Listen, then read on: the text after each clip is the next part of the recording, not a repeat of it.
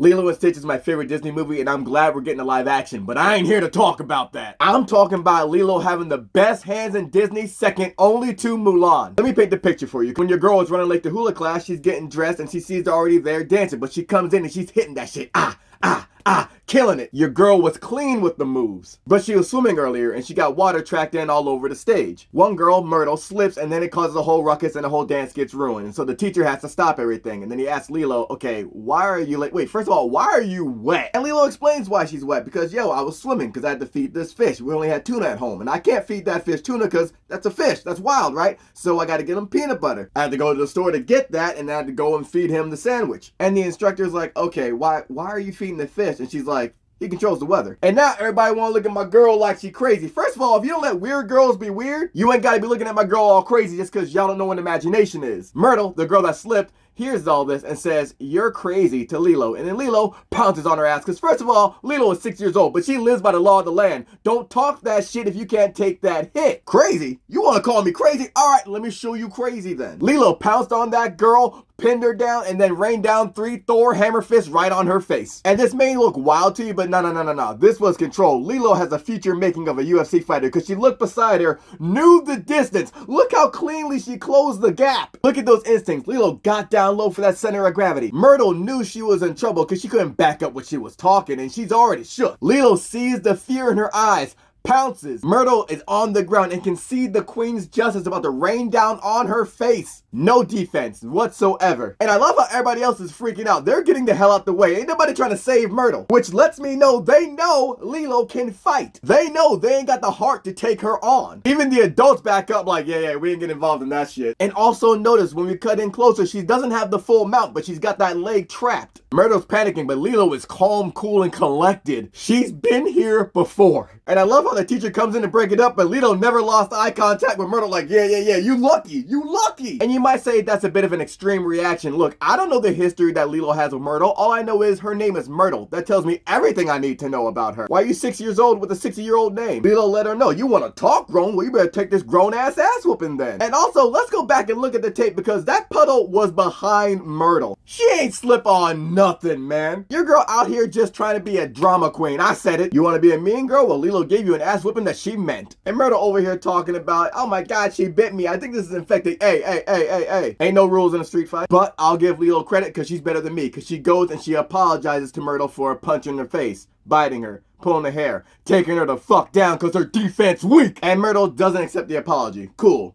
Which is why I'm glad Stitch pushed her off the big wheel and stole that shit. Now in Lilo and Stitch 2, there's gonna be a dancing competition. And all the girls are talking about how their moms can help them out in that competition. And then Myrtle points out like, well, I guess it leaves out Lilo because she doesn't have a mom. I'm sorry, I couldn't have possibly heard what you just said. I guess Lilo's on her own. She doesn't have a mom. You shouldn't say that. Okay, no, you said it. All right, okay. I see we haven't learned anything in a year, have we, Myrtle? We keep finding ourselves back here, Myrtle. At this point, Myrtle just wants to get murked, but Lilo contains herself. She internalizes it. And to the dancing instructor's credit, he hears this and he tells Lilo, you know, your mother was in this competition and she even won too. And he shows her a picture of her mom and she looks just like Lilo. Now class is over and Myrtle antagonizes Lilo as they're leaving, saying, hey, maybe your dog, Stitch, whatever the hell that thing is, can take a picture of me winning the competition. Lilo doesn't take the bait. She says, how do you know you're gonna win? Because I think that I could win. And then Myrtle tells her, you're not gonna win because everything you do stinks and it's always gonna be stinky. And she was gonna go beat her ass, but then Stitch stops her for doing that. That's a good friend. Stitch lets Lilo know, hey, yo, come on, we ain't the same people we was a year ago, yo. We've grown. We different people now, you know? They go low, we go high. And then Myrtle tells her, you'll never be like your mom.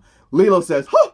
Looks at Stitch. Stitch says, ah. Stitch looks back at Lilo like, hey, sometimes when they go low, you gotta take them to hell. Go ahead, do what you gotta do. The funniest thing about this to me is they don't show the fight, but they show Stitch taking pictures of the fight. And Lilo once again went for that signature pounce. This time she covered even more distance with it. I'll even give Myrtle some credit here. She doesn't look as panicked when Lilo takes the mount rightfully this time, but that's probably because she's used to these L's coming. And not only do we see that Lilo sticks to the classic with yet another hammer fist, but we see that she added to her repertoire. She's been focusing on leg day because she's able to kick Myrtle up in the air. Not only has she improved her mount, but she's able to just toss Myrtle now too. Your girl's been throwing haystacks. And here we see everybody learned an important lesson from this fight. Myrtle learned that she ain't about that life. She ain't got no hands, so she should probably stop talking that shit. And Lilo and Stitch learned you gotta flush the evidence, or at least hide it better. And you think the list stops there, but don't forget, Lilo went toe-to-toe with Stitch when they were beefing. Stitch was glitching and ruining everything that Lilo was trying to do to get ready for this competition. And when things came to a head, Nani had to be the referee between Lilo and Stitch because Lilo was touching Stitch. But Lilo was saying, I'm not touching you. But Stitch was like, are you touching me?